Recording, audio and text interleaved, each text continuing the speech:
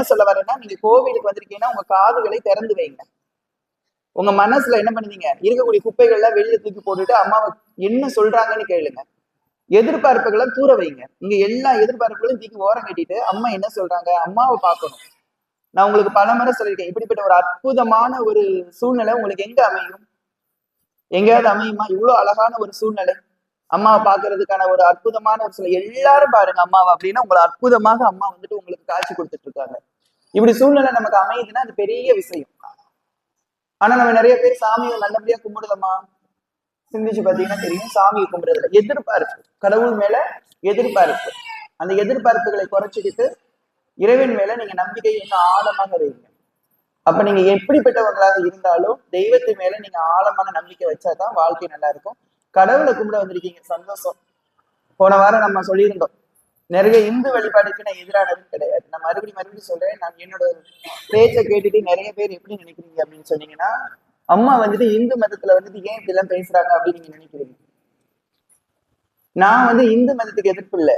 இந்து மதத்தை உயர்த்தணும், உங்கள்ல இருந்து அறியாமையில இருந்து உங்களை வெளியில கொண்டு வரணும்னு தான் முதல்ல முயற்சி பண்ணுங்க. நீங்க அறியாமையில இருக்கீங்க, நிறைய பேர் அறியாமையில இருந்து முதல்ல நீங்க வெளியில வாங்க.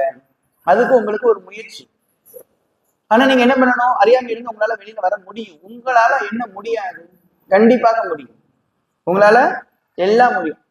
அப்ப கடவுள் நம்பிக்கையை நீங்க கும்பிடுறீங்க. எத்தனை பேர் இங்க உழைப்பை நேசிச்சிருக்கீங்க? எத்தனை பேர் வந்து கடின உழைப்பு நீங்க நினைக்க உழைக்கிறீங்க? கடன் வாங்குறதுக்கு எத்தனை பேர் இங்க தயங்குறீங்க? கடன் வாங்குறதுக்கு தயங்குறதே கிடையாது. 5 பைசா வெட்டினாலும் சரி, 10 பைசா வெட்டினாலும் சரி, என் பத்திரத்தை வச்சுக்கிட்டனாலும் சரி, என்ன பண்றோம், கடனை ஈஸியா வாங்குறோம். அப்ப அம்மாவோட வழிபாடுகள் என்ன இருக்கு அப்படின்னா, நான் உங்களை என்ன சொல்ல வரேன்னா, இந்து மதத்துல நம்ம இந்து மக்கள் தான் கடன்ல இருக்கிறோம். இந்து மக்கள் தான் கடன்ல இருக்கிறோம். அப்ப இந்த கடனை உருவாக்குனது யாரு? உங்களோட குடும்பம். இங்க இருக்கக்கூடிய அத்தனை ஆணுக்கும் அத்தனை பெண்ணுக்கும் இந்த பொறுப்பு உண்டு. இங்க இருக்கக்கூடிய ஒவ்வொரு பெண்ணுக்கும் ஒவ்வொரு ஆணுக்கும் என்னது இருக்கு, பொறுப்புகள் இருக்கு. உங்க பொறுப்புகளை நீங்க தான் வந்து உணரணும்.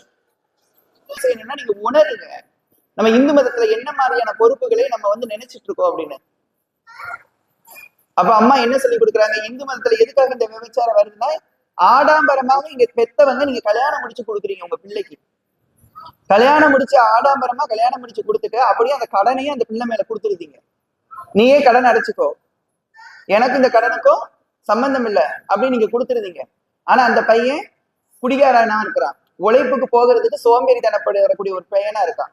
அப்ப இந்த பொண்ணு என்ன செய்வா?